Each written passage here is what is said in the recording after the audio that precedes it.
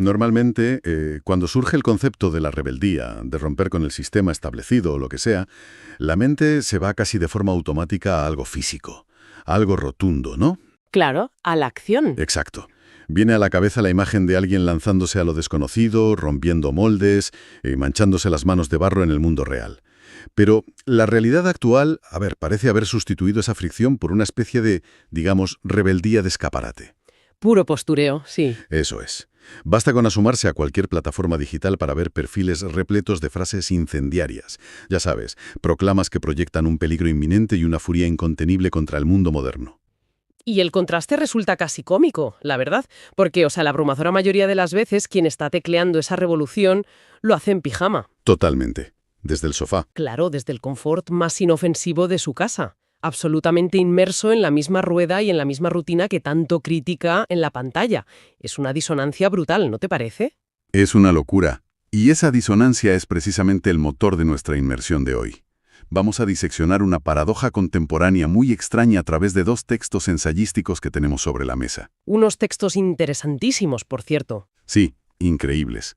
Porque plantean una pregunta fascinante para quien nos escucha. O sea, ¿por qué la sociedad actual tiende a idolatrar a pensadores que, en la práctica, fracasaron rotundamente a la hora de vivir? Mientras marginamos o tratamos con cierta condescendencia a aquellos sabios que lograron una coherencia vital absoluta. Es el gran dilema de nuestra época. Exacto. Así que la misión de este análisis a fondo es entender cómo hemos llegado a este punto. Y para ello vamos a utilizar a 2 titanes del siglo XIX como espejos de los males de nuestra era digital. Hablamos, por supuesto, de Friedrich Nietzsche y Henry David Thoreau. Son literalmente las 2 caras de la moneda sobre cómo el ser humano puede enfrentarse a la existencia. Y los textos que analizamos hoy los contraponen de una forma brillante. Muy brillante, ¿sí? Y no tanto para juzgar su valía puramente académica, sino para usarlos como un termómetro de nuestra propia salud cultural.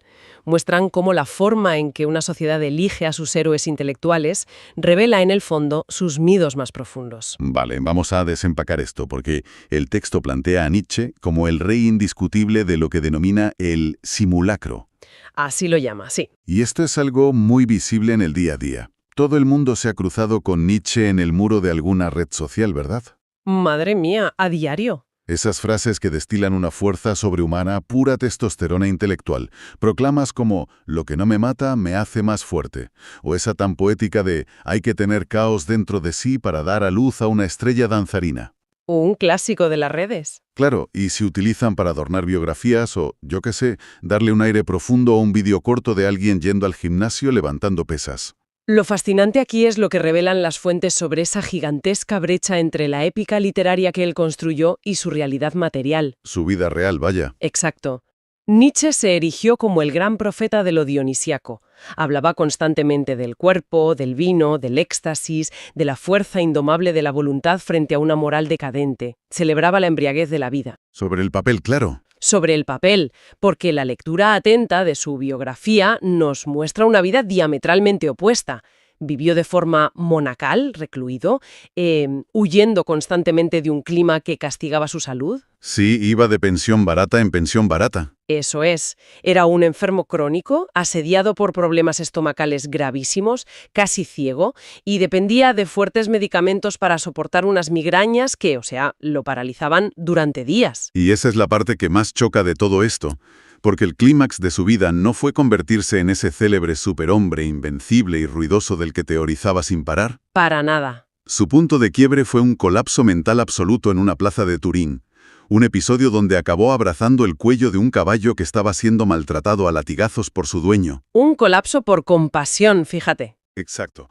Un acto de compasión extrema, algo que irónicamente su propia filosofía habría repudiado por completo. Y tras eso vinieron 10 años de un silencio vegetativo brutal. Es una tragedia, realmente. Lo es. Y la analogía que me viene a la mente al leer estos ensayos, y de verdad creo que encaja perfecto, es que consumir la furia de Nietzsche en redes sociales hoy es como comprarse una chupa de cuero con tachuelas por sentirse peligroso frente al ordenador. Qué buena imagen. Claro, te sientes malote pero sin haber subido jamás a una moto. Entonces, la gran pregunta que lanzo sobre la mesa es, ¿por qué la sociedad del siglo XXI está tan obsesionada con alguien cuya vida fue exactamente lo opuesto a su filosofía? Pues mira, es una analogía que ilustra perfectamente el mecanismo psicológico que describen los textos. Porque, a ver, no se trata de invalidar su genio filosófico. No, no, para nada. Su genialidad es indiscutible. Es innegable, pero se trata de entender por qué lo elegimos como estandarte hoy en día. Y la respuesta que dan los autores es que adorar a Nietzsche es seguro. ¿Seguro en qué sentido? Porque a priori, a ver, leer El Anticristo no suena a algo que busque precisamente la seguridad, ¿no? Pues es seguro porque permite a la sociedad actual adoptar una identidad de espíritu libre, pero sin asumir el coste real de la libertad en el mundo físico. Ah, ya entiendo por dónde vas. O sea, al leer sus ataques contra la moralidad, una persona puede sentirse profundamente transgresora, puede teorizar salvajemente en la mente y luego al día siguiente seguir obedeciendo mansamente al sistema en su trabajo. Pagar sus impuestos, aguantar al jefe. Tal cual. El ensayo argumenta que, en cierto modo, Nietzsche justifica la inacción. Como nuestra cultura nada en un fracaso colectivo, en esto de no saber cómo vivir plenamente fuera de las pautas marcadas, pues necesitamos ídolos rotos. Ídolos que tampoco lo lograron en la práctica. Exactamente. Su incapacidad práctica para encarnar su propia filosofía actúa como una especie de bálsamo para nuestra propia impotencia. Es como que nos da permiso para ser rebeldes de boquilla atrapados en la mente. ¡Qué fuerte! Muy fuerte, sí. Pero claro, el análisis de hoy nos arrastra sin piedad hacia el otro extremo del espectro. Pasamos de este hombre que le gritaba al universo desde la oscuridad de su encierro mental al hombre que decidió construir su realidad, literal, con un hacha y sus propias manos. Henry David Thoreau. Thoreau, el espejo incómodo de la coherencia. Y aquí entramos en otra dimensión, entramos en la filosofía de la acción pura. O sea, Thoreau representa la antítesis total del simulacro. Y lo que me parece fascinante de cómo lo abordan los textos es que desmontan por completo esa idea romántica y facilona que solemos tener de él. Sí. La imagen del ermitaño abrazahumo. Claro. Thoreau no se fue a la famosa cabaña en el estanque de Walden para escribir ensayos abstractos sobre la alienación del ser humano o simplemente para huir de la gente porque era una social. No, para nada. Fue allí como quien entra a un laboratorio. Quería probar empíricamente, casi matemáticamente diría yo, si uno podía ser verdaderamente soberano de su propio tiempo. Y su método es precisamente lo que descoloca tanto a la academia tradicional. Era un método puramente terrenal. Muy de tocar las cosas. Mientras otros pensadores como el propio Nietzsche o, no sé, Hegel, se dedicaban a construir catedrales metafísicas enormes en sus cabezas, el método descriptivo de Thoreau consistía en bajar al detalle minucioso de la supervivencia. Al barro. Al barro, absoluto. Los textos destacan anécdotas increíbles, como que listaba el precio exacto al céntimo de los clavos que compraba para la cabaña. O cuando medía el agua, ¿no? Exacto. Medía la profundidad y la temperatura del agua del estanque con una cuerda y una piedra. O se pasaba horas observando las batallas de las hormigas en un tronco. Su gran experimento fue demostrar algo muy incómodo. A ver. Que reduciendo al máximo esas necesidades ficticias que nos impone la sociedad, un ser humano puede proveerse de lo estrictamente necesario trabajando unas 6 semanas al año. 6 semanas. Es increíble. Y dejando todo el resto del año absolutamente libre para el cultivo personal, para pasear, para pensar, para vivir. Pero ojo que su rebeldía no terminaba ahí en la jardinería y en medir el agua. Porque cuando el Estado le exigió un impuesto de capitación, un dinero que iba destinado a financiar la guerra contra México y el mantenimiento del sistema esclavista, Thoreau simplemente dijo que no. Se plantó. Se plantó. Prefirió pasar la noche en la celda de una cárcel antes que traicionar su propia conciencia. O sea, no escribió un panfleto furioso en su cabaña y luego fue y pagó el impuesto. No, asumió la fricción física. Exacto, asumió la fricción física con el sistema real. Y esa es la pieza clave de su figura. Su acción directa cuestiona toda validación que sea puramente intelectual. Él mide el valor real de una idea por su capacidad para sostenerse en el mundo físico y tener consecuencias palpables. Ahora bien, y aquí te lanzo una reflexión. Si el tipo demostró matemáticamente que se puede ser libre trabajando lo mínimo, y encima fue consecuente hasta el final con sus principios éticos, ¿por qué narices la academia y el sistema lo suelen despachar con cierta condescendencia? Buena pregunta. Lo tildan muchas veces de simple naturalista, ¿no? Como si fuera un ensayista menor o el típico misántropo raro de los bosques. Sí, el loco de la colina. Claro, es como ese conocido que de verdad borra todas sus redes sociales de un día para otro, se va a vivir a un pueblo a cultivar su huerto y misteriosamente provoca que todo su entorno de la ciudad sienta una secreta y profunda irritación hacia él. Pues mira, el análisis apunta directamente a esa irritación colectiva que mencionas. Y la explicación es brutal. La coherencia duele. Duele mucho. Claro, la figura de Poirot actúa como un espejo implacable que denuncia las carencias del sistema moderno y la esclavitud voluntaria a la que nos sometemos todos los días. Por el confort, ¿no? Por el confort y por la hiperconectividad. Cuando un individuo demuestra con hechos demostrables que otra forma de vida es posible aquí y ahora, de repente se convierte en un reproche viviente para los demás. O sea, te obliga a mirar tus propias cadenas, por muy acolchadas o muy bonitas que sean. Exactamente. Por eso, para el grupo social, que está inmerso en la rueda infinita del consumo y la productividad, resulta psicológicamente indispensable neutralizar ese ejemplo. Hay que apagar esa voz. Hay que apagarla. Es mucho más llevadero tachar a Thoreau de utópico, ingenuo, de ermitaño excéntrico o de antisocial amargado, que admitir la sumisión propia. Es un mecanismo de defensa puro y duro de la sociedad. Aniquilar al mensajero. Eso es, aniquilar al mensajero para no tener que cuestionar la inercia de una vida entera. Porque mirar al abismo teórico de Nietzsche, pues oye, resulta fascinante, es estético, queda bien.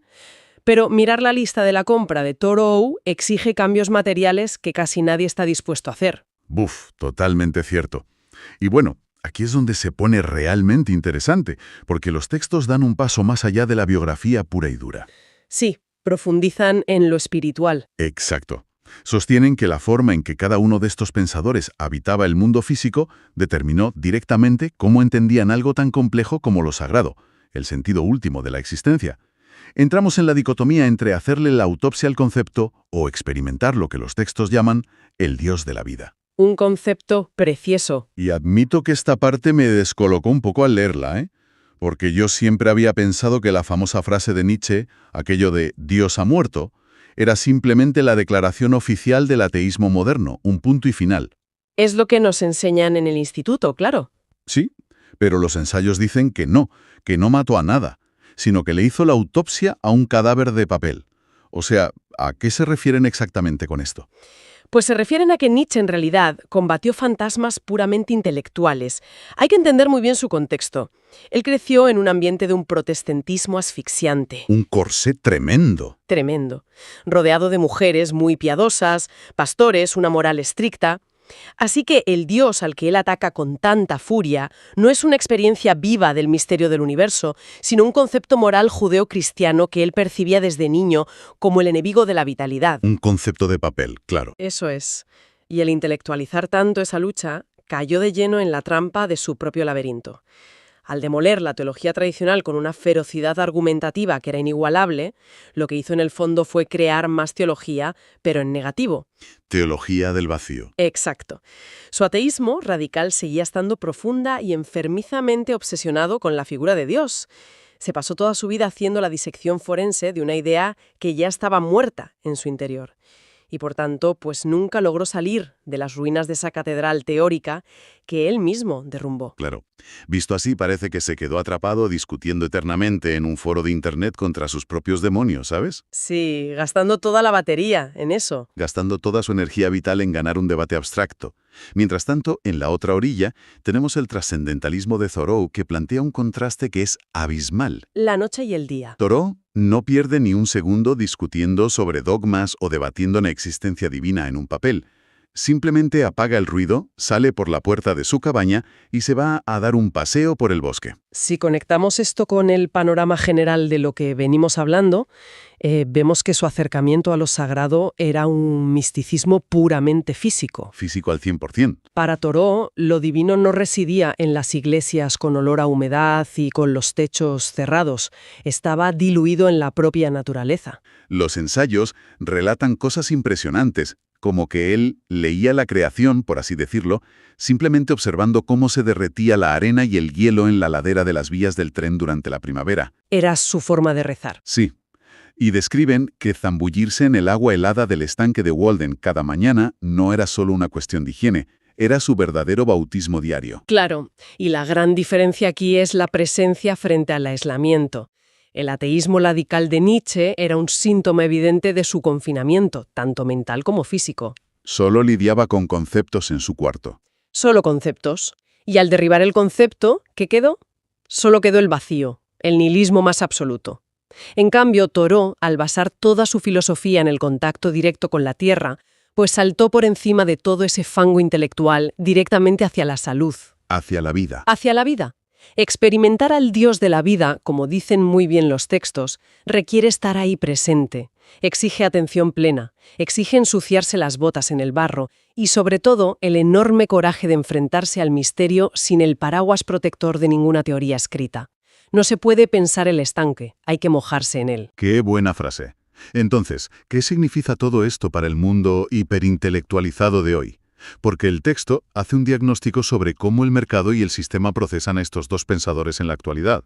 ¿Y es un diagnóstico duro? Muy duro, porque no es que los censuren, que sería lo clásico.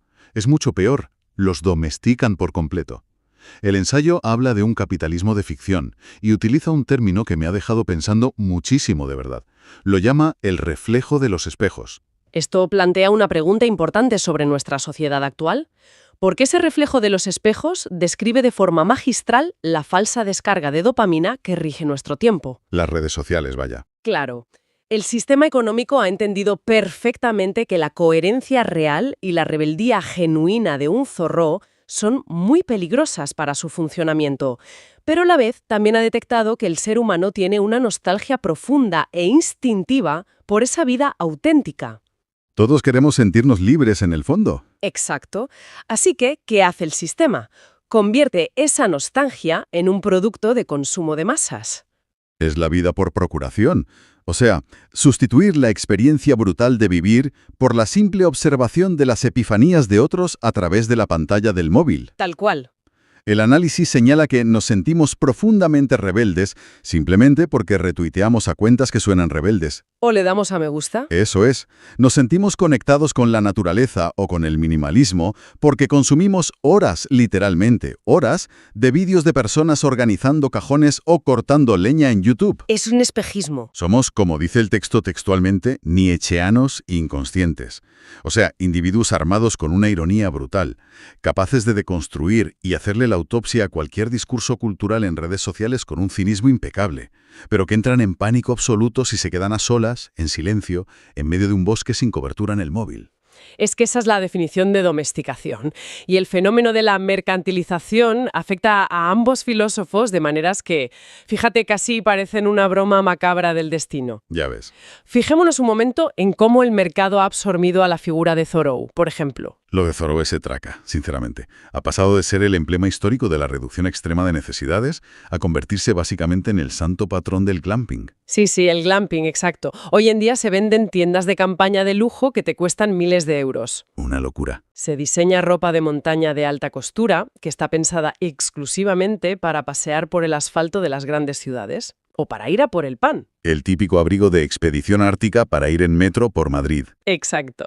Y se publican ediciones especiales carísimas y minimalistas de Walden, solo para que queden bonitas adornando mesas de centro en salones de diseño. O sea, el sistema te permite comprar la estética pura de la desconexión.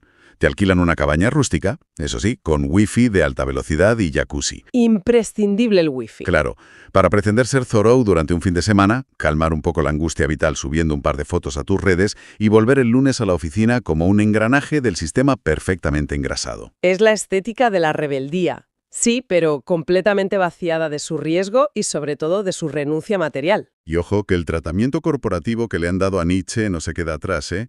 Es un giro todavía más retorcido. Es tremendo. Su filosofía del martillo, su crítica feroz a la moral de rebaño y su exaltación de la fuerza individual y todo eso, se han reconvertido hoy en pósteres motivacionales para oficinas. Se ha convertido en el eslogan estrella de cualquier departamento de recursos humanos. Literal. Ese "lo que no te mata te hace más fuerte" ha sido despojado de toda su profundidad trágica original y se ha transformado en un dogma tóxico sobre la resiliencia laboral. Aguantar lo inaguantable. Claro. Se utiliza para justificar entornos de trabajo tóxicos y cargas inasumibles.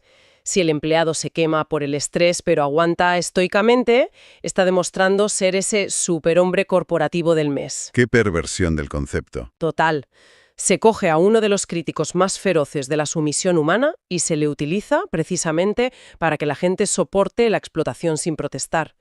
Como concluyen muy bien las fuentes, esto demuestra que hoy nadamos en la teología del vacío. Una sociedad experta en procesar conceptos, pero incapaz de encarnarlos. Totalmente incapaz. Es un diagnóstico que, la verdad, te deja clavado en la silla, porque transforma por completo la manera en la que analizamos nuestras interacciones diarias con toda la información que consumimos. Te hace darle una vuelta a todo. Sí, y para ir cerrando esta inversión de hoy, los textos nos dejan con una imagen visual poderosísima que resume, sin necesidad de grandes teorías pesadas, el legado final de ambos hombres. Es una contraposición brillante. Sí, ponen frente a frente el espacio físico, la atmósfera real de las habitaciones donde ambos pasaron sus últimos días de lucidez. Y es ahí donde las palabras ya sobran por completo, y la realidad material emite el juicio definitivo sobre cómo vivieron.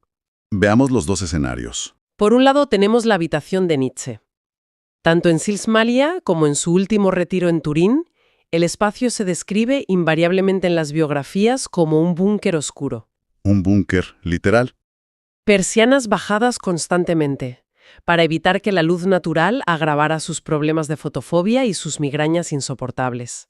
El aire viciado en la habitación, estanterías repletas de frascos de medicamentos, tónicos y sobre todo montañas y montañas de papel esparcidas por todas partes. Todo muy opresivo. Era su trinchera. Una trinchera aislada desde la cual libraba en absoluto solitario una guerra a muerte contra el mundo entero, pero encerrado siempre en su propio cerebro. Un confinamiento casi claustrofóbico, de verdad. Y en el extremo opuesto, el ensayo nos sitúa de nuevo en la cabaña de Thoreau, un espacio diáfano donde la frontera entre el interior y el exterior apenas existía realmente. Todo integrado en el entorno. Exacto. Ventanas abiertas dejando entrar la brisa fresca del estanque y el olor a pino del bosque. Y sobre todo, ese detalle material anelocuente que cuentan sobre su relación con el mundo. Sus famosas 3 sillas. Me encanta esa anécdota. Él mismo decía que tenía 3 sillas en su pequeña cabaña. 1 para la soledad, 2 para la amistad y 3 para la sociedad. Esa imagen final es devastadora por su tremenda sencillez. Nos recuerda que la verdadera filosofía, entendida como el amor real por la sabiduría vital y no como un simple juego académico para publicar papers, no se mide en la cantidad de aforismos memorables que uno pueda tuitear o producir. Desde luego que no. No requiere de una retórica compleja ni de validación externa constante. Empieza justo en el momento exacto en que se toma la decisión íntima de bajar el telón del simulacro. Exactamente. Comienza cuando se deja de fingir que se habita el mundo en Internet y se empieza a estar verdaderamente en él, físicamente, con todas las consecuencias y todas las fricciones que eso conlleva. Mancharse las manos, en definitiva. Y toda esta exploración sobre la enorme disonancia entre lo que pensamos y lo que hacemos físicamente da muchísimo que pensar. Me lleva a plantear una reflexión final a la audiencia para darle vueltas más tarde, basada en esta división brutal entre el concepto mental y la carne, el cuerpo. A ver qué nos planteas. Si aceptamos que vivimos en este inmenso simulacro que describen los textos tan bien, cabe preguntarse sobre la verdadera raíz de la epidemia de ansiedad y agotamiento crónico que define a nuestra época. Y si esta crisis generalizada que sufrimos todos no es solo un problema de estrés laboral o un tema psicológico, sino una protesta puramente biológica. O sea, un cuerpo que se rebela contra la mentira de la mente. Justo eso. Pasamos los días alimentando el cerebro sin parar, con conceptos de libertad infinita, de rebeldía, de individualidad nietzscheana. Pero, simultáneamente, obligamos al cuerpo físico a permanecer dócil, sentado 10 horas al día frente a un teclado y una pantalla, sometido a normas muy estrictas que nunca jamás desafiamos. Es una olla a presión. Claro. Y si la ansiedad moderna es simplemente la fricción insoportable entre una mente que quiere ser Nietzsche y un cuerpo que necesita desesperadamente ser Thoreau y salir al bosque. ¡Qué potente! Tal vez el acto más revolucionario que nos queda a día de hoy no sea encontrar la teoría política perfecta, ni gritar más alto que nadie en una red social, sino lograr por fin que lo que pensamos y lo que hace nuestro cuerpo vuelvan a ser exactamente la misma cosa. Alinear la teoría con la práctica. Alinear la materia con la idea. La rebeldía de escaparate frente a las manos manchadas de barro. Razonar contra describir. Es un concepto súper potente. ¿Lo es? Hoy vamos a diseccionar cómo nuestro intelecto tiene esta tendencia casi perversa a dividirse en dos operaciones opuestas. Queremos entender el mecanismo exacto por el cual la abstracción nos atrapa. ¿Esa adicción constante a buscarle el porqué a todo? Exacto. Cómo esa adicción actúa como una trampa que nos aísla de lo que el texto llama la verdad del sentir. Y ojo, el objetivo para quien nos escucha hoy no es dar una clase de historia de la filosofía. No, desde luego que no. Yo estoy lista para algo mucho más práctico. Yo también. Estoy preparado para ir al grano. Queremos ofrecer un atajo radical, un manual de supervivencia. O sea, para sacudirnos esta parálisis por análisis y recuperar el contacto directo con el mundo. Pues es una ambición inmensa, desde luego, pero las herramientas que ofrece esta exploración son muy precisas, están muy afiladas. Porque a menudo confundimos la filosofía con el debate académico de salón. Señores con pipa discutiendo en sillones, claro. Eso es. Cuando en realidad las ideas más potentes son las que modifican cómo procesas el próximo bocado de comida o la próxima conversación que tengas. Y este análisis ataca el núcleo mismo de cómo arruinamos nuestra propia experiencia vital. Pues para arrancar con esto tenemos que mirar de dónde viene esta obsesión por el análisis frío. Y el material nos lleva directamente al epicentro del pensamiento occidental, a René Descartes. Palabras mayores, ¿ya? Claro. Y a ver, asumo que cualquiera que esté prestando atención a este análisis ya conoce el cliché. En el colegio nos graban a fuego que Descartes es el arquitecto indiscutible de la racionalidad matemática. El famosísimo pienso, luego existo. Eso es.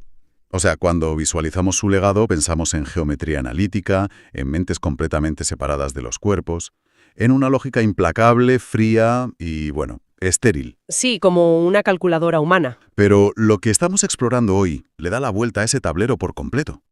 Porque resulta que en el corazón de esa filosofía hay una premisa que contradice esa frialdad de una forma espectacular. Totalmente. Y esto es algo que se suele omitir. Se nos revela que dentro de ese acto de pensar, dentro del cogitare original, siempre ha estado contenido el sentir. Exacto. O sea que sufrir dolor físico o que la imaginación más desbordante son en realidad formas elevadas y vívidas de pensamiento. Y claro, aquí yo tengo que frenar un momento. Dime. Porque, a ver, vamos a desgranar esto. Siempre se nos ha enseñado que Descartes es el padre de la lógica fría. ¿Cómo encaja el sufrimiento o la imaginación en esa misma categoría matemática? Suena contradictorio, ¿no? Pues lo fascinante aquí es que la caricatura que hemos hecho de la historia de la filosofía es, bueno, trágica. Hemos castrado intelectualmente a Descartes. Le hemos convertido en esa calculadora temprana que decías. Ya, le hemos quitado toda la carne. Exactamente. La realidad de su propuesta era infinitamente más integral. El cogitare, o sea, el pensar, no rechaza la carne ni las tripas. De hecho, las necesita, como lienzo. Qué interesante. Y aquí radica el argumento central del texto de hoy.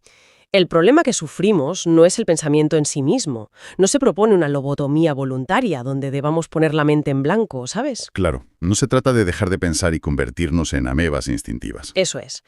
El cataclismo, el verdadero desastre, ocurre en el momento en que el intelecto humano decide bifurcarse. Ah, vale. O sea, es decir, el momento en el que establecemos un divorcio oficial entre la mente y el cuerpo. Precisamente. Cuando el intelecto se divide y otorga el estatus de pensamiento superior únicamente a la lógica abstracta y relega las sensaciones al sótano de la experiencia animal, por así decirlo. Como si sentir fuera de segunda categoría. Totalmente. Pero el texto sostiene que la verdadera soberanía, la autoridad genuina sobre lo que significa estar vivo, pertenece a la descripción vivencial, pertenece al sentir. Entendido como una forma legítima de pensamiento. Exacto, y no a la tiranía del razonamiento abstracto. En el instante en que le extirpamos al pensamiento su capacidad de sufrir, de saborear la sal o de sentir el frío, lo dejamos completamente estéril. Se convierte en una máquina de procesar aire. Literalmente, máquinas procesando aire. Vale, entiendo el cisma. Si el origen del problema es esta separación, creo que tenemos que diseccionar la primera de estas dos operaciones enfrentadas. Vamos a ello. ¿Qué es exactamente esa maquinaria que encendemos cuando decimos que estamos razonando? Porque, a ver, la sociedad moderna idolatra la razón. La pone en un pedestal, sí. Pero al tirar del hilo etimológico en el material, la cosa se oscurece bastante. La palabra razonar viene del latín rationari, que, ojo a esto, no significa iluminar la verdad o comprender el universo. Significa calcular, significa tasar. Tasar, esa es la clave. Ponerle precio a la experiencia desde una distancia segura y aséptica. Es fuerte, ¿eh? Es como si estuviéramos en una aduana constante. Esta operación intelectual se define como una pura teoría que se repliega sobre sí misma. ¿Sí? En lugar de abrazar el fenómeno físico, pues se dedica a combinar ideas abstractas. Construyendo leyes y justificaciones todo el rato. Mira, para que nos entendamos bien. Es como invitar a alguien a una cena exquisita, con ingredientes de primerísima calidad, preparados por un chef maestro. Un festín. Un festín absoluto. Y en lugar de llevarse el tenedor a la boca y, bueno, permitir que las papilas gustativas hagan su trabajo, la persona se queda mirando el plato. Ya sé por dónde vas. Se queda ahí y empieza a calcular mentalmente el desglose de macronutrientes, a estimar, yo qué sé, el margen de beneficio que está sacando el restaurante. Y la logística de cómo llegó el pescado hasta ahí, claro. Exacto. Deduciendo la cadena de suministro logístico de la merluza. Ha construido un andamiaje intelectual majestuoso, digno de un premio Nobel de Economía, pero no tiene ni la más remota idea de a qué sabe el plato. Es un ejemplo perfecto. Y lo peor de todo esto no es que se pierda el sabor de esa merluza en concreto.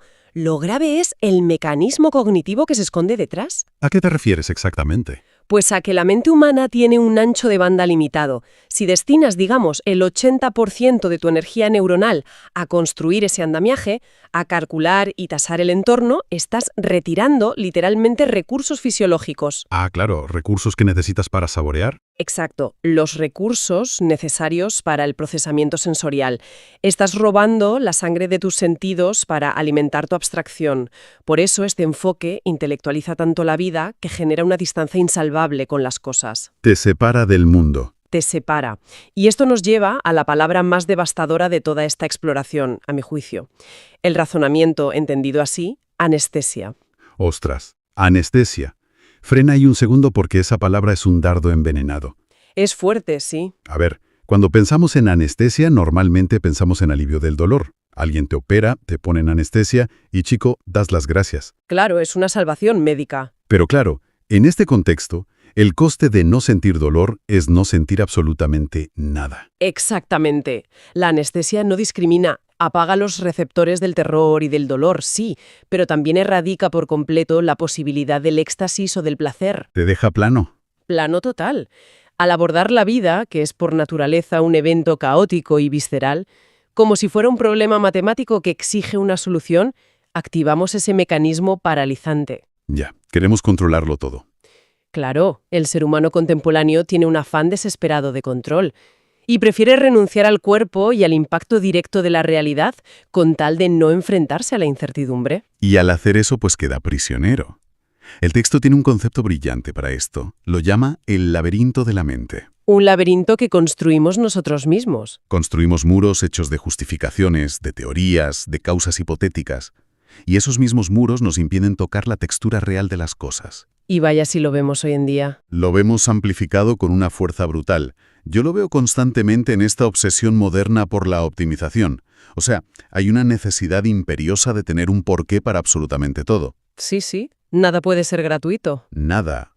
La gente ya no sale a correr para sentir el viento en la cara o el cansancio en los músculos. Salen a correr porque tienen que bajar sus pulsaciones en reposo para optimizar una métrica en una aplicación móvil. Han convertido el acto físico en un racionario constante. Totalmente. Míralo con los dispositivos para monitorizar el sueño. O sea, hay personas que desarrollan cuadros de insomnio severo precisamente por la ansiedad que les genera no estar alcanzando los porcentajes lógicos de sueño profundo que les exige su propio reloj. Es el colmo de la ironía. Han intentado razonar y calcular tanto el descanso que han destruido su capacidad natural de simplemente, cerrar los ojos y abandonarse al cansancio corporal. Es que ese es el ejemplo paradigmático de cómo el cálculo asfixia la experiencia. Y además pone en evidencia una dinámica muy perversa. ¿Cuál? Que la sociedad nos premia por ser este tipo de calculadores. Nos aplauden por tener siempre una explicación racional, una causa identificada para cada microcomportamiento. Y sin embargo, eso mismo nos condena a una desconexión existencial profunda. Es verdad. Se ve como algo positivo ser súper analítico con todo. Entonces, A ver, si estamos de acuerdo en que este laberinto del cálculo perpetuo nos anestesia y nos aleja del mundo real, tiene que haber una salida. La hay. La mente no puede estar condenada a procesar el vacío para siempre. Y aquí es donde el análisis introduce la operación mental antagonista, el antídoto absoluto contra el ratio sanari, que es la descripción viva. La operación que unifica lo que el cálculo había destrozado en 1000 pedazos. Volvemos a la etimología que, como siempre, pues rara vez miente. Describir viene del latín describere, que es copiar, transcribir un modelo, trazar una línea siguiendo el contorno de algo real. Respetar la forma original. Eso es. Y aquí se postula que la descripción no es un paso previo al pensamiento, no. Es el pensamiento mismo en su estado más puro, más carnal y más despierto. Es el rechazo absoluto a la especulación. En favor de la constatación pura. Pero, a ver, me vas a perdonar, ¿eh? Porque aquí es donde yo tengo que meter el pie en la puerta. A ver, dispara. Me cuesta comprar la idea a la primera. ¿Dónde ves la fricción? Que no te encaja. Pues que me suena extremadamente pasivo, muy superficial. Especialmente porque el material utiliza una figura que sinceramente me choca muchísimo. Te refieres al notario, ¿verdad? Sí. Dice que la actitud correcta es convertirse en el notario de la existencia. Vamos a ver. Un notario es el burócrata supremo. Bueno, visto así. Es un señor con un traje gris que pone sellos de caucho en una mesa sin mirar a nadie a los ojos. Es la antítesis de la pasión o de la conexión vibrante con el mundo, ¿no? Ya te entiendo, sí. ¿Cómo puede ser que adoptar la actitud de un funcionario gris sea el atajo para experimentar el milagro del sentir? Suena, no sé, a mirar el escaparate de la vida sin atreverse jamás a entrar en la tienda a comprar nada. A ver, es una reacción súper lógica desde nuestra perspectiva, porque somos adictos al cálculo. Pero la genialidad del concepto del notario radica exactamente en lo contrario de lo que piensas. Explícame eso, porque no lo veo. Lo que el análisis propone es que el verdadero burócrata gris, el que está realmente asfixiado por el papeleo mental, es el que razona. Ah, vale. El que está con la hoja de cálculo. Exacto. El que razona está constantemente archivando experiencias en carpetas. La carpeta de bueno, la carpeta de malo, mercido, injusto, está obsesionado con la jurisprudencia de su propio pasado para justificar su presente. Ostras, qué buena analogía la jurisprudencia del pasado. Sí, siempre juzgando. Sin embargo, el notario de la existencia ejerce una atención tan radical y tan inmaculada que resulta verdaderamente revolucionaria. A ver, explícame bien eso de esa atención inmaculada. Pues piensa en qué hace un notario en la vida real. Se presenta en una sala y no emite juicios morales ni juicios históricos. Cierto, no le toca. No le importa en absoluto si las dos partes que firman un contrato se odian desde la infancia o si ese acuerdo va a causar una crisis en 10 años. Su única función, que es vital e insustituible, es dar fe. Dar fe. Decir que algo es real. Es decir, esto es real, esto está ocurriendo aquí y ahora frente a mis ojos y certifico su existencia empírica. Punto. Wow. Cuando aplicamos esto a la mente, significa estar tan ferozmente anclado en el presente que uno es capaz de registrar la textura de una mesa o el sabor de un café o un dolor agudo en el pecho sin la necesidad neurótica de justificarlos. Ojo a eso. La necesidad neurótica. Es que es una definición tan gráfica. Porque es, literalmente, un tic nervioso de nuestro ego. Totalmente, un tic defensivo. Siempre buscando la coartada perfecta de por qué sentimos lo que sentimos en cada momento. Pues esa es la trampa de la que habla el texto. Si eliminamos esa coartada, lo que queda no es pasividad para nada, es una receptividad valiente y absoluta. Ya veo. La descripción unifica el pensamiento con el sentir porque exige, fíjate, una lealtad inquebrantable a la experiencia tal y como se manifiesta, sin filtros. Volviendo a la cena majestuosa de la merluza que hablábamos antes. Exacto. El notario de la existencia no necesita saber de dónde sacaron la sal o cuál es el margen de beneficio del chef. Coge el tenedor, saborea y levanta acta. El tacto es suave. El sabor es intenso. El contraste es magnífico. Eso es. Constata el milagro sensorial, porque la razón especula sobre fantasmas, pero la descripción abraza lo concreto. Vale, ahora sí veo el poder de la figura del notario. No es frialdad burocrática, es una honestidad desnuda, ¿no? Exacto, una honestidad radical. Y la implicación psicológica de esto me parece, abrumadora. Si la aplicamos a la gestión emocional, por ejemplo. Supongamos que nos invade una ola de tristeza profunda. ¿Algo muy común? El instinto del ratio nari, nos arrastra de inmediato al laberinto. Empezamos a exigir respuestas. ¿Por qué estoy triste hoy si hace un día precioso? ¿Será por el comentario de mi jefe? ¿Viene de un trauma infantil? Tengo derecho a estar triste con la de problemas que hay en el mundo. Eso. Y de repente, ya no estamos tristes. Estamos enzarzados en un debate judicial interno agotador. Y no sentimos la tristeza, sentimos el debate. Mientras que el notario mental se sienta, observa y simplemente certifica. Hay un nudo en el estómago. La respiración es corta. La tristeza está presente en esta habitación. Y punto final del acta. Y te aseguro que el alivio que produce esa aceptación radical es casi instantáneo. Porque el razonamiento lógico, aunque se disfrace de búsqueda de la verdad, muchísimas veces es simplemente un mecanismo de evasión. Una huida hacia adelante, para no enfrentarnos a lo que hay. Eso es. Razonar sobre por qué duele algo es una forma, un poco cobarde, de no sentir el dolor. Describir, sin embargo, actuar como ese notario impasible, exige un coraje monumental. Porque tienes que mirar a la bestia a los ojos. Exacto. Implica sostenerle la mirada a la realidad desnuda, sea esta aterradora o sublime, sin esconderse detrás de un escudo analítico. Pues esto nos coloca de lleno en el clímax absoluto del material. Hemos recorrido los pasillos oscuros del laberinto lógico y hemos conocido la quietud atenta del notario. El choque de trenes. El choque de trenes frontal, sí, porque el análisis plantea que estas dos modalidades no pueden coexistir en el mismo instante. O es una o es otra. Es una guerra por la autenticidad de nuestra existencia, sí. El razonamiento es como una fuerza centrífuga que fragmenta. Agarra la realidad y la hace pedazos buscando causas, generando debates interminables. Todo para poder juzgar el objeto desde lejos. Mantener una distancia de seguridad. Exacto. Por el contrario, la descripción es una fuerza centrípeta que unifica. Une la capacidad cognitiva con el torrente sensorial, respetando la integridad de todo el fenómeno. Y la sentencia final que me arroja el texto es que este conflicto se reduce a una victoria obligada.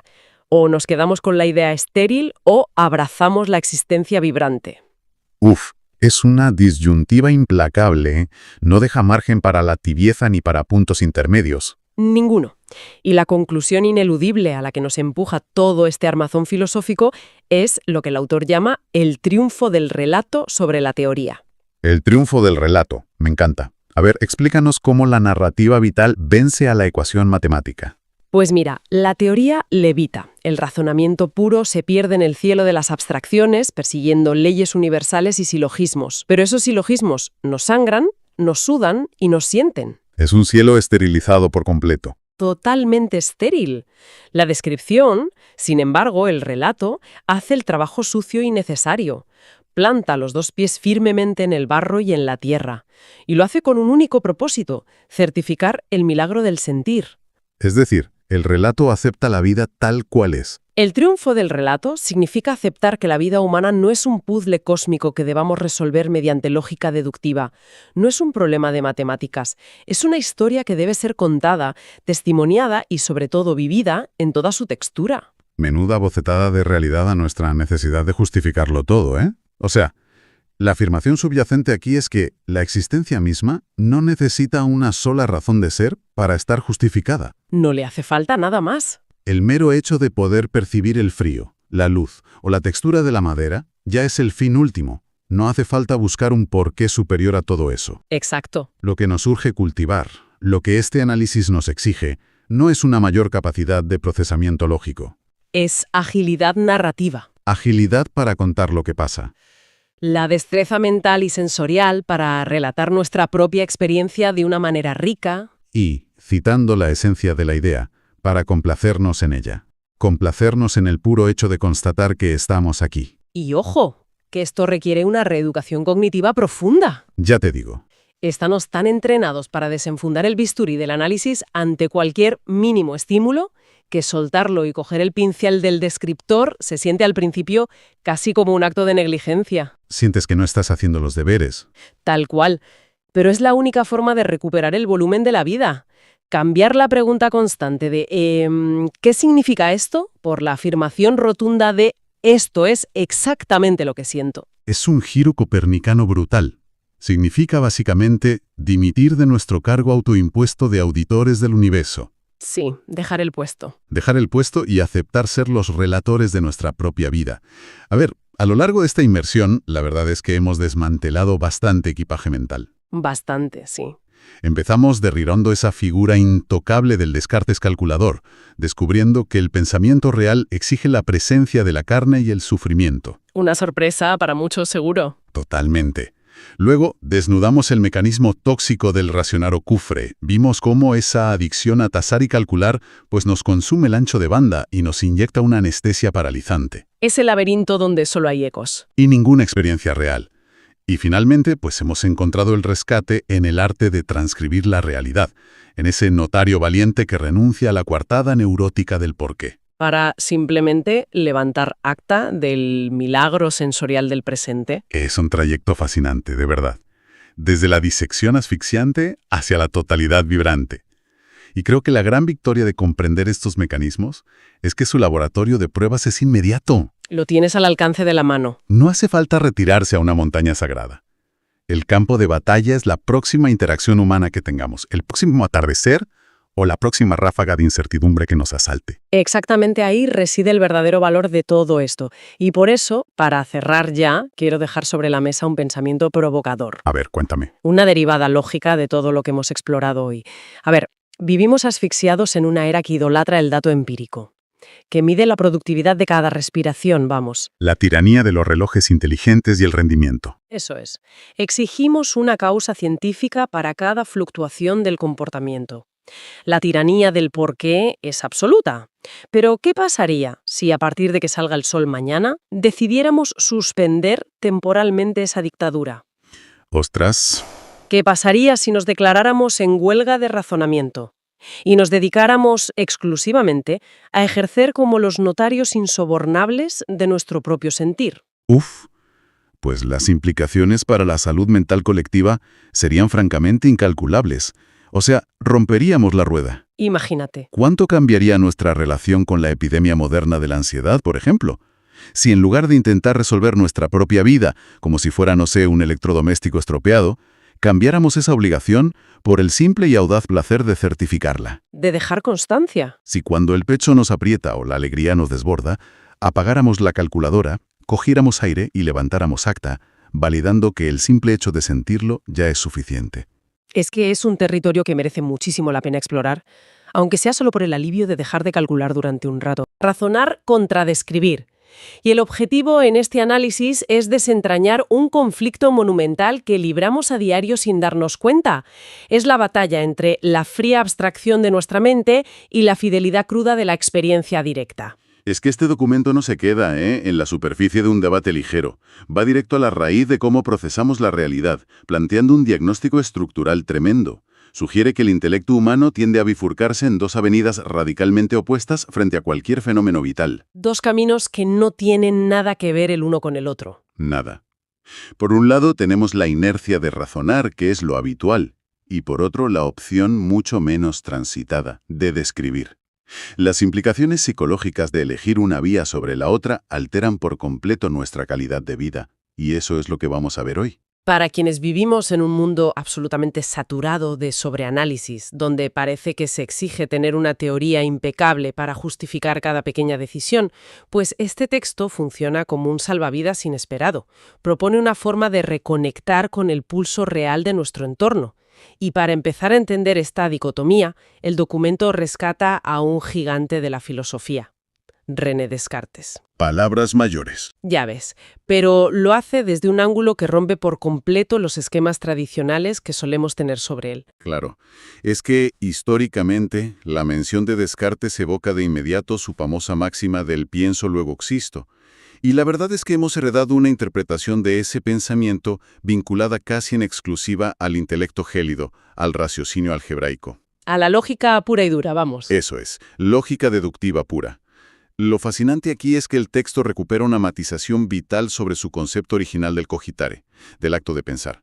La premisa cartesiana auténtica incluye una revelación que hemos sepultado bajo siglos de racionalismo. ¿Y cuál es esa revelación exacta según los apuntes? Pues que dentro del propio acto de pensar convive de forma inherente e inseparable la capacidad de sentir. Ostras, eso requiere detenerse un momento para asimilarlo bien. Porque yo misma, al leer las notas, me quedé sorprendida. son sumamente específicas en este punto. Indican que el dolor, la imaginación e incluso el sufrimiento no son interrupciones del pensamiento. Para nada. Son formas sumamente vívidas del mismo. O sea, desde esta perspectiva, una punzada de dolor de estómago o el asombro repentino al presenciar un atardecer no son eventos desconectados del intelecto, son procesos de pensamiento en sí mismos. Es que hemos levantado una muralla artificial entre la cognición en el cerebro y la sensación en el cuerpo. El verdadero choque que plantea la fuente no enfrenta a la brillantez intelectual contra la ignorancia.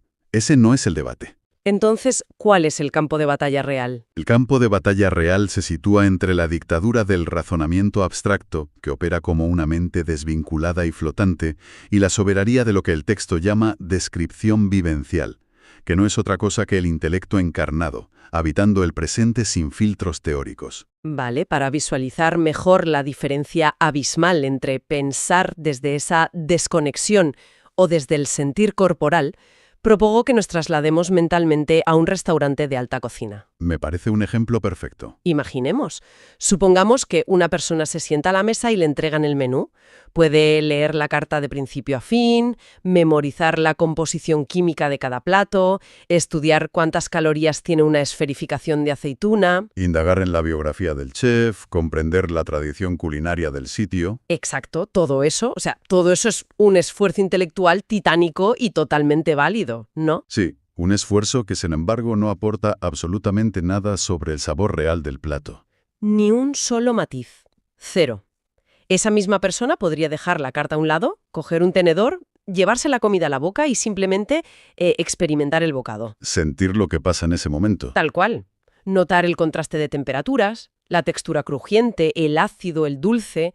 El proceso de diseccionar el menú y el proceso de saborear la comida suceden en la misma persona, pero transitan por circuitos incompatibles. Circuitos totalmente diferentes. La lectura del menú proporciona datos sobre la comida, pero la degustación es la pura experiencia de alimentarse. El comensal que memoriza los ingredientes se encuentra bajo la lupa del documento que analizamos hoy en el territorio del razonamiento, y quien cierra los ojos y constata la salinidad en su paladar está, por el contrario, en el terreno de la descripción. Es una diferencia brutal.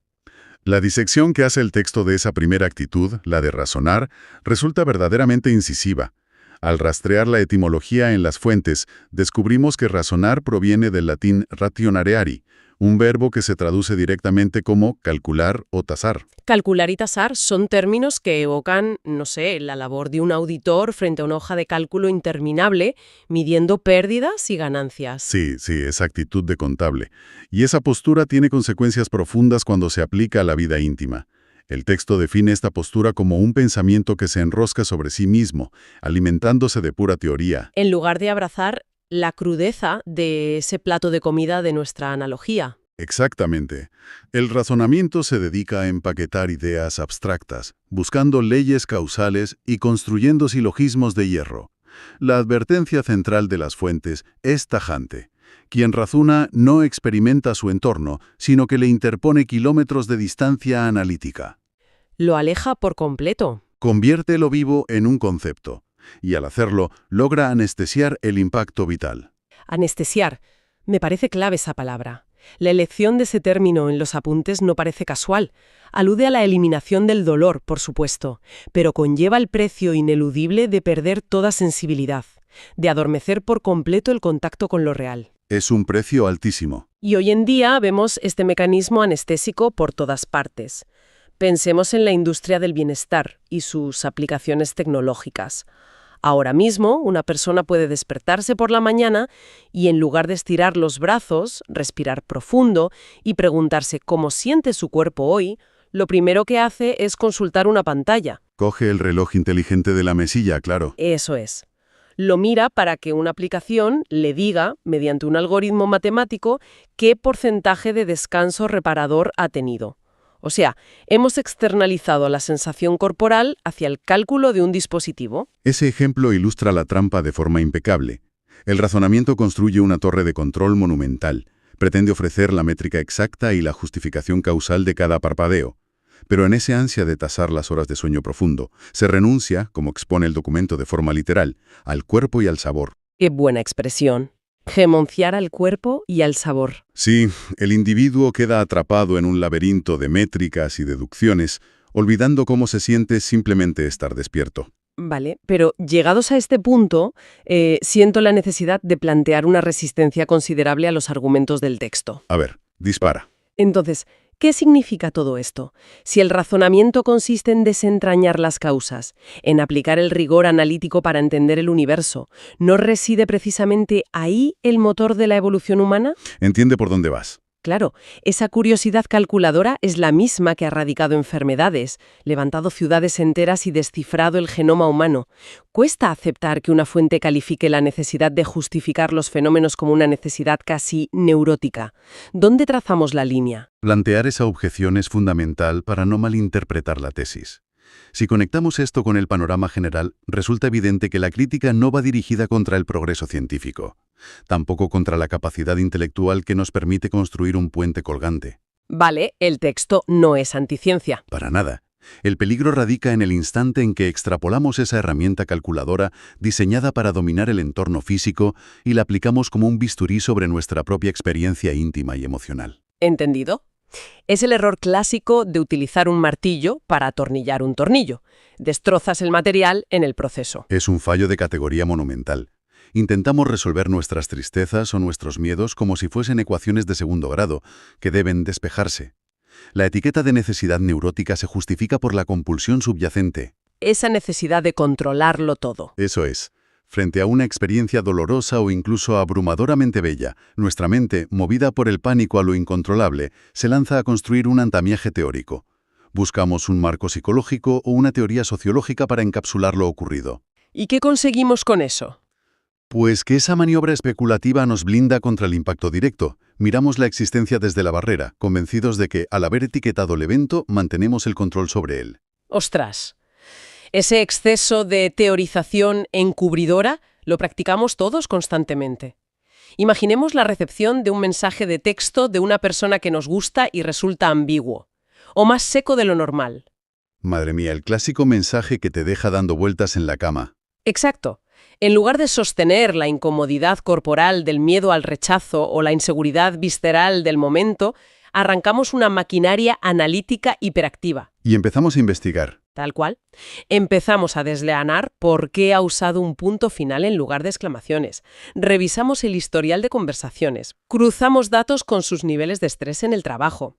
Y generamos 3 teorías paralelas sobre su comportamiento. Como si fuéramos detectives privados de nuestras propias emociones. Sí. Y todo ese inmenso desgaste intelectual sirve única y exclusivamente para no tener que admitir ante uno mismo un simple «estoy sintiendo miedo a perder a esta persona». ¡Qué gran verdad! Esa huida hacia el sobreanálisis para evitar la vulnerabilidad es la esencia del razonamiento como anestesia. Y frente a esta huida, la alternativa que expone el documento aporta una claridad casi deslumbrante. El texto defiende a capa y espada el camino de la descripción. Que es la otra gran avenida. Exacto. Y, nuevamente, la etimología marca la ruta. La palabra describir viene del latín describere, que se traduce como copiar, transcribir con fidelidad un modelo original. Las fuentes elevan esta acción a la máxima pureza del pensamiento, lo definen como un acto profundamente despierto y encarnado. Hay una expresión en los apuntes que me parece definitoria para esto. Hablan de actuar como notario de la existencia. Y aquí es donde la cosa se pone realmente interesante. Porque, pensemos, ¿cuál es la función real de un notario en nuestra sociedad? ¿Levantar acta, básicamente? Claro, un notario no emite juicios de valor. Si alguien acude a firmar la compra de una vivienda, el notario no le interroga sobre la viabilidad macroeconómica de la hipoteca, ni evalúa si el comprador está tomando una decisión emocionalmente madura. Su única misión es dar fe de los hechos concretos. Una persona compra un inmueble, este es el precio y hoy es miércoles. Exacto. Se limita a atestiguar lo real, sin añadir especulaciones periféricas. Pues el descriptor vital opera exactamente bajo esa misma premisa. Su función es levantar acta de la vida. Se limita a constatar hechos palpables, temperaturas corporales, angustias o deleites.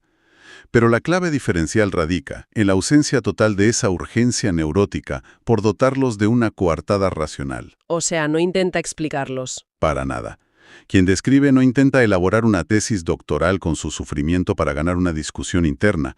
Su único objetivo es mantenerse ferozmente leal a la realidad de la experiencia, tal y como se presenta en ese preciso instante. Volviendo a la fuerza de las imágenes, la diferencia de actitud frente a la adversidad queda clarísima si la comparamos con el impacto de un huracán. La mente que razona adopta el papel de un meteorólogo jefe atrincherado en un búnker subterráneo, rodeado de pantallas a kilómetros de la tormenta. Analizando los datos desde la seguridad. Eso es. Su labor es medir la presión barométrica, proyectar modelos climáticos en 3D y debatir en directo sobre la desviación del ojo del huracán según datos históricos. Un trabajo intelectual innegable, sin duda. Pero un trabajo que no conlleva sentir el impacto de una sola gota de lluvia sobre la piel. Exactamente. Su traje sigue perfectamente seco. En el extremo opuesto, el que describe encarna la figura de la persona que se encuentra en plena calle bajo el ojo del huracán. ¡Qué imagen tan potente! Es que no hay gráficas sobre el viento. Simplemente atestigua su fuerza destructiva. Piensa cosas como: el agua me ciega, el frío me cala los huesos, el ruido es ensordecedor, me siento minúsculo. Esa persona está sumergida en el fenómeno vivo, constatando su crudeza de primera mano. Es que esa inmersión requiere exponerse a la intemperie emocional, y eso asusta. La comodidad del búnker meteorológico es seductora porque es segura y predecible. Relatar la propia existencia asumiendo el papel de ese observador directo demanda una valentía extraordinaria. No es para cualquiera, desde luego. Al describir, renunciamos al escudo protector de las explicaciones intelectuales. Significa dejar que el dolor te atraviese, sin el amortiguador de una justificación que lo vuelva tolerable. Pero cuidado, también implica permitir que la alegría desborde, sin intentar racionalizar si la merecemos o no. Eso último nos cuesta muchísimo también. Claro. No hay anestesia posible cuando se abraza lo real de frente. Esa valentía cruda nos lleva directamente a la confrontación central que proponen nuestras fuentes. Una vez definidos los dos arquetipos, el de la mente que audita desde la fortaleza teórica frente al que levanta acta bajo el vendaval, el texto los hace colisionar frontalmente. Y lo hace advirtiendo de dos movimientos existenciales contrapuestos. Por un lado, se sentencia que el razonamiento fragmenta la experiencia. Sí, al intentar someter la vida al escrutinio lógico, la herramienta analítica inevitablemente despedaza el objeto de estudio. La racionalización exige descuartizar la experiencia para separar las causas de los efectos y clasificar cada componente. Exige alejarse de la realidad para poder juzgarla desde una supuesta objetividad. Romperla en pedazos para entenderla. Y el resultado de este proceso forense es la transformación de un fenómeno vital, que es dinámico e inaprensible, en una especie de problema matemático inerte. Ya, y como contrapartida, las fuentes aseguran que el acto de describir logra el efecto opuesto: unificar. Al registrar y atestiguar lo vivido, se recompone la conexión cartesiana entre pensar y sentir, preservando el misterio orgánico de la experiencia. Esa es la magia de la descripción. Pero a ver, este esquema plantea una duda bastante incómoda. Si asumimos que razonar rompe y separa, mientras que describir une y nos ancla al presente, insinúa este análisis que cada vez que nos enzarzamos en profundas discusiones teóricas sobre el fracaso de un proyecto, por ejemplo, o los motivos ocultos de un malentendido, estamos en el fondo escabulléndonos de la realidad. Esto plantea una pregunta importante, sin duda. O sea, ¿deberíamos considerar la teorización constante como una sofisticada forma de cobardía emocional, según este texto? Pues mira, ahí tocamos el núcleo más punzante del documento. La lectura minuciosa avala totalmente esa interpretación. Escudarse tras una muralla de teorías elaboradas opera como un mecanismo de fuga perfeccionado. Cuando el texto acusa al razonamiento de distanciar y anestesiar, señala directamente a nuestra incapacidad para tolerar la incomodidad de los hechos desnudos. Porque duelen. ¡Claro que duelen! Enfrentar el duelo por un fracaso personal implica transitar por terrenos pantanosos y dolorosos. Terrenos que son mucho menos manejables que una pizarra llena de diagramas sobre responsabilidad compartida y errores de comunicación en diferido. Si razonar el desastre, asumimos el rol de tribunal supremo de nuestra propia biografía. Renunciamos a la vivencia genuina para conformarnos con emitir el veredicto. Es como si prefiriéramos ser el juez antes que el protagonista. El documento nos reta a permanecer firmes en la incertidumbre del presente, Suspender el juicio y sostener la unión indisoluble de mente y cuerpo frente al misterio que supone estar vivos es una tarea hercúlea, porque requiere de poner las armas de la dialéctica constante con la que pretendemos someter el universo. Es rendir esa necesidad incesante de tener la última palabra sobre por qué pasan las cosas, y este desarme nos conduce hacia la conclusión final que extraen las notas. Se formulan unos términos muy literarios, planteando la resolución de este choque como el triunfo del relato sobre la teoría. ¡Qué frase más bonita! Representa el combate entre la frialdad de la idea estéril y el pulso agitado de la existencia vibrante. Esa idea estéril es la argumentación perfecta, inatacable sobre el papel, pero carente por completo de vida. Un cascarón vacío. Frente a ella se erige la existencia vibrante, que es la vida narrada desde el sudor, el barro y la imperfección de lo cotidiano, validando la experiencia sin disculparse por ella. Básicamente, la propuesta exige abandonar el refugio de los conceptos etéreos, ese lugar donde todo encaja armónicamente pero donde no existe aire respirable. Exige mancharnos las manos con la textura de la realidad inmediata, bajar de las nubes analíticas y volver a pisar tierra firme. El propósito de ese descenso no es otro que certificar de manera consciente y atenta el portento orgánico que supone sentir. La idea es de recordar que la inmensidad de la experiencia humana se capta mediante la atención plena, no a través de una argumentación impecable. Es que no necesitamos eso. No se requiere articular justificaciones lógicas exhaustivas para validar nuestra presencia en el mundo, ni tratar la vida como un balance de cuentas. Lo imprescindible es cultivar una agilidad tanto sensorial como mental que nos permita acoger lo que sucede en tiempo real. Una agilidad para levantar acta, narrarla y, citando al propio documento, complacernos en el hecho mismo de existir. Sentir la textura del camino en vez de analizar infinitamente el trazado del mapa topográfico. Esta inmersión cambia drásticamente el prisma desde el que solemos contemplar nuestra rutina diaria. Nos obliga a cuestionar nuestro modus operandi fundamental. Y como cierre, me parece oportuno plantear una derivada de esta lectura aplicable a nuestra realidad contemporánea, a ver si te encaja. Adelante, te escucho. Si aceptamos la premisa de que el raciocinio funciona como una droga adormecedora frente al contacto directo con la vida, resulta inevitable observar a la sociedad actual bajo una luz distinta. Habitamos un ecosistema hiperconectado, donde la obsesión por el análisis de datos, el escrutinio pormenorizado de cada comportamiento y el debate polarizado son constantes absolutas. Vinimos rodeados de ruido teórico. Exacto. Entonces cabe preguntarnos si todo ese despliegue analítico es síntoma de una civilización más aguda y sofisticada, o si, por el contrario, somos una especie colectivamente aterrorizada que ha erigido un mecanismo de defensa masivo, cimentado en la teoría, para evadir el vértigo abrumador de simplemente sentir la crudeza de la vida real. ¡Wow! La posibilidad de que todo nuestro andamiaje intelectual moderno sea, en gran medida, un refugio inmenso para no sentir, es una reflexión que lo trastoca todo. Y la verdad, deja mucho en lo que pensar a quien nos escucha hoy. La próxima vez que nos sorprendamos sobreanalizando obsesivamente un pequeño bache cotidiano o buscando certezas matemáticas en una relación humana, convendría recordar aquella radiografía en la consulta del médico. Esa línea blanca dentada. Sí. Podemos dedicar la vida entera a contemplar el destello reconfortante de la línea blanca, aferrados a su precisión engañosa.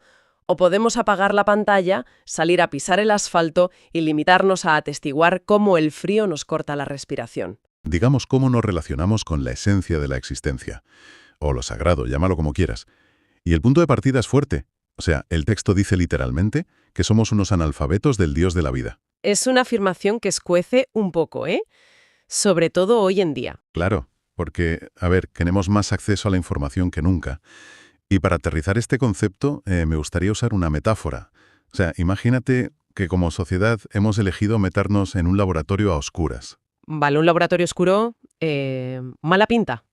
Sí, y ahí dentro preferimos, leernos entera la página de la Wikipedia sobre la composición química de una fresa. La estudiamos bajo una luz fluorescente horrible, analizamos su fructosa, clasificamos las semillas, todo súper intelectual. Claro. En lugar de lo más lógico, ¿no? Exacto. En lugar de, salir al campo en un día soleado, arrancar una fresa silvestre y darle un bocado. O sea, morder la fresa debería ser la lección obvia para cualquiera. Totalmente. Pero la exploración de hoy se centra justo en eso. O sea, en esa idea tan demoledora de que a pesar de tener tantos datos y tanto conocimiento enciclopédico, hemos perdido la capacidad de saborear la existencia. Somos analfabetos en el idioma de la vida, como bien decías. Y para entender por qué hoy en día nos cuesta tanto salir a morder esa fresa, tenemos que buscar al culpable. O bueno, al que empezó a montar ese laboratorio. Tenemos que hablar del forense jefe del siglo XIX, que no es otro que Friedrich Nietzsche. Madre mía, palabras mayores. A ver, el contexto es clave aquí, porque nos situamos en la vieja Europa. Y las mentes más brillantes estaban redactando el acta de defunción de la divinidad con una precisión quirúrgica. Sí, sepultando lo sagrado bajo toneladas de filosofía y un nihilismo súper denso. Y aquí entra la famosa proclamación de Nietzsche que todos hemos visto en camisetas, o en tazas, esa de que Dios ha muerto y nosotros lo hemos matado.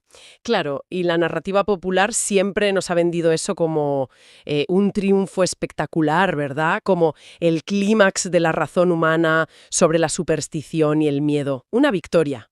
Pero la realidad detrás de esa frase es otra historia completamente distinta, ¿no? Es que hay un malentendido colosal con eso. A ver, no es un grito de victoria para nada, es el diagnóstico de un colapso total. O sea, hay que entender de dónde venía Nietzsche. Este hombre no apareció un buen día con un martillo en la mano de la nada. Claro, venía de una familia súper religiosa, si no recuerdo mal. Exacto. Era hijo y nieto de pastores protestantes en Prusia. O sea, imagínate su infancia. Estaba saturadísima de una teología asfixiante, de un rigorismo moral donde el cuerpo, fíjate, era visto casi como algo pecaminoso, como un estorbo. Un mero trámite lleno de culpa antes del juicio final, vamos. Eso es. Creció bajo un dios de los domingos que era un juez implacable. Así que, cuando madura y su intelecto estalla, su obra es, en el fondo, una rebelión superinstintiva contra todo eso. O sea que él desenmascaró que esa religión era una especie de construcción psicológica, ¿no? Nacida del miedo. Totalmente. Él vio clarísimo que era un mecanismo inventado por gente que le tenía un miedo atroz a la vida, a la imprevisibilidad, gente resentida con el cuerpo y con el sufrimiento que conlleva existir. Vale, te lo compro. Pero aquí voy a hacer un momento de abogado del diablo. A ver, ¿no era entonces Nietzsche una figura absolutamente innecesaria? O sea, ¿no estaba haciéndole la autopsia a un cadáver que de alguna forma la sociedad ya llevaba en la cabeza? Sí. A ver, la demolición era súper necesaria. Era un paso histórico ineludible para liberar el intelecto europeo de esas cadenas, digamos. El problema es otro. ¿Cuál es la trampa entonces? Pues la tragedia íntima de Nietzsche, según nos muestra el texto, es que se pasó la vida demoliendo ídolos falsos, destruyendo la catedral podrida, pero se quedó a vivir en los escombros. Cayó en su propia trampa, ¿sabes? O sea que combatió una teología creando otra teología, pero en negativo. Exactamente. Creó conceptos alucinantes, como la voluntad de poder, que es un impulso vital de superación, o lo dionisíaco, esa exaltación del caos, la danza, la embriaguez. Eran recetas perfectas para la vida. Pero, y esto es lo fuerte, jamás pudo encarnarlo él mismo. Las escribía en el laboratorio oscuro, pero no se atrevía a salir. O sea, si miras la biografía de sus últimos años de lucidez en Sils Maria o en Turín, es súper triste. Es que es desolador, sí. Yo me imagino esas habitaciones y parecen la celda de un búnker.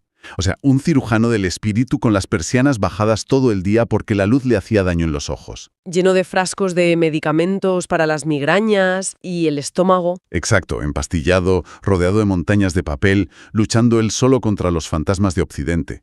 Escribió el mejor tratado sobre la fresa, pero su estómago no toleraba ni un trocito de la fruta real. Estaba asfixiado. Asfixiado, respirando el polvo de la catedral que él mismo había demolido, fíjate. Proclamó la muerte de Dios en el papel, pero, claro, nunca supo encontrar al Dios de la vida fuera de sus libros. Se quedó en la teoría pura y dura. Y esto me lleva a la otra cara de la moneda. O sea, mientras Europa se asfixiaba, haciendo autopsias teóricas, el texto nos propone cruzar el océano. Vamos a Norteamérica. Porque allí hubo alguien que se enfrentó a las mismas dudas existenciales, pero decidió que no iba a entrar en esa catedral a discutir con los obispos. Ni de broma. Hablamos de Henry David Thoreau y el trascendentalismo americano, claro. Y a ver, hay que dejar una cosa clarísima desde el principio, porque a Thoreau siempre se le pinta como, no sé, como un hippie ingenuo que se fue al bosque a abrazar árboles. Ya el típico ermitaño que huye de la ciudad porque está estresado. No. Eso es, y nada más lejos de la realidad. El trascendentalismo no era una secta, ni una iglesia, no tenía dogmas. Era la convicción empírica y directa de que la divinidad está diluida en la naturaleza, en la materia misma. Me encanta esa visión. O sea, el texto menciona cómo Thoreau despreciaba profundamente el papel y las teorías estériles. Él veía al Dios de los domingos de las iglesias que huelen a humedad como un ídolo de papel. Exacto. Es que hay una cita suya brutal en el texto que dice algo así como ¿por qué tendríamos que quedarnos sentados escuchando relatos de milagros antiguos cuando la simple mañana que tienes delante es el mayor milagro que existe? Es que es buenísimo. Básicamente Thoreau dijo, mira, no me interesa vuestro debate sobre el infierno y los pecados, me voy a ver cómo crecen mis plantas de frijoles. Y eso es la mayor rebeldía, ¿no? Ignorar el debate por completo. Totalmente. Él antepuso la práctica a la teoría. El barro frente al papel. Era lo que podríamos llamar un misticismo sensorial. Misticismo sensorial.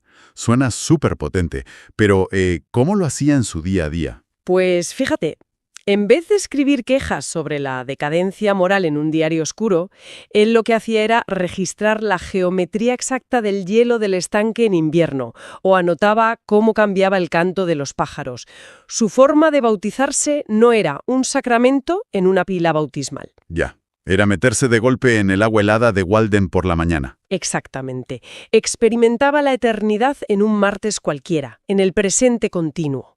Su bautismo era agua fría sin intermediarios. Estaba tocando la existencia con las manos. Qué contraste más brutal con las habitaciones de Nietzsche. O sea, si comparas el búnker de Turín con las persianas bajadas y olor a medicina, con la cabaña que se hizo Thoreau, es el día y la noche. Sí, sí. La cabaña tenía las ventanas abiertas de par en par, oliendo a pino.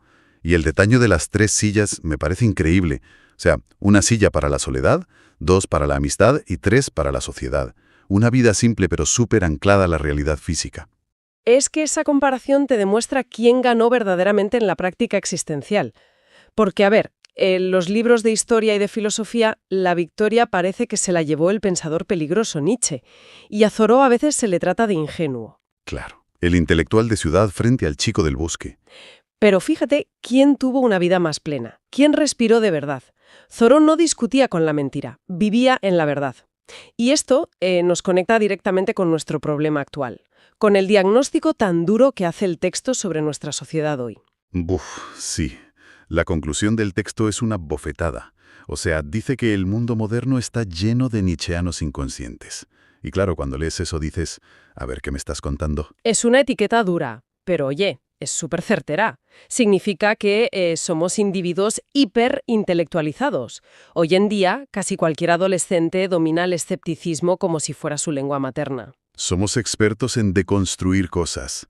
Vemos una noticia o un producto y enseguida le sacamos las costuras, en plan, mira, esto es manipulación por esto, esto y esto. Exacto. Destruimos cualquier atisba de ingenuidad usando la ironía y el cinismo, sobre todo en redes sociales.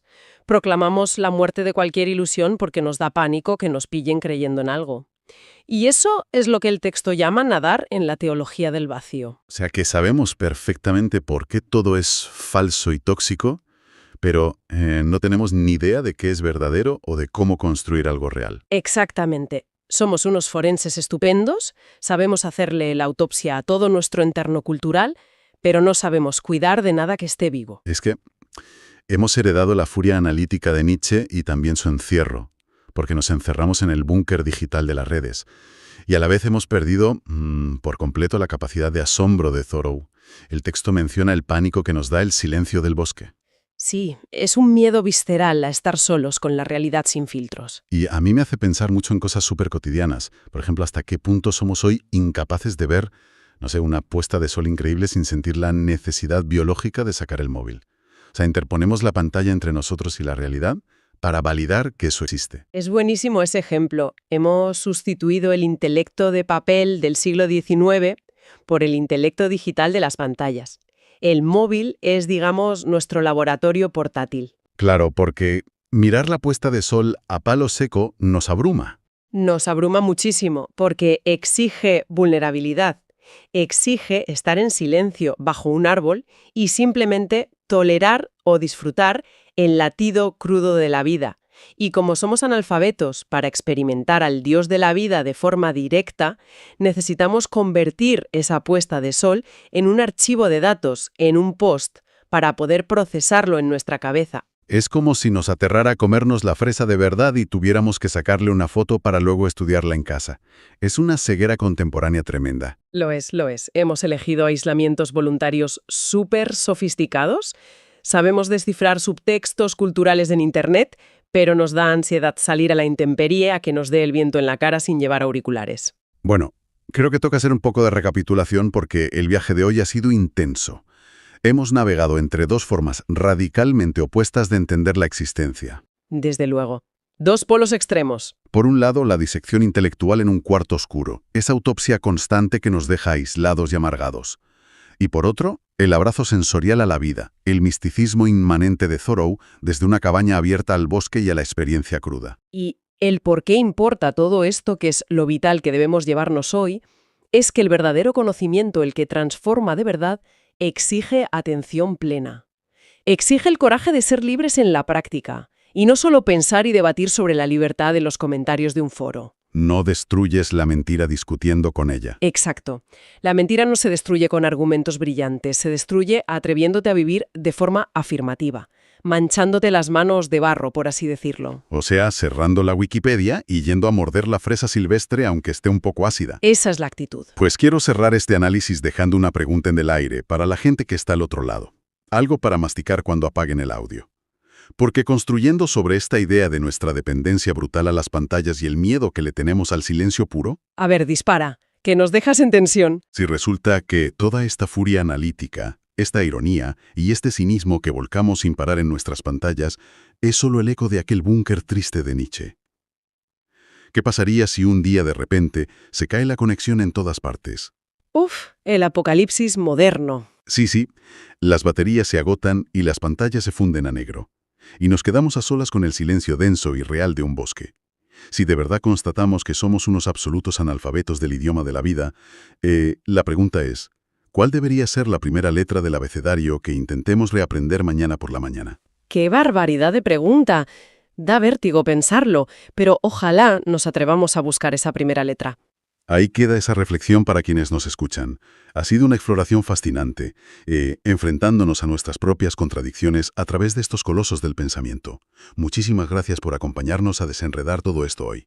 A ti ha sido un verdadero placer.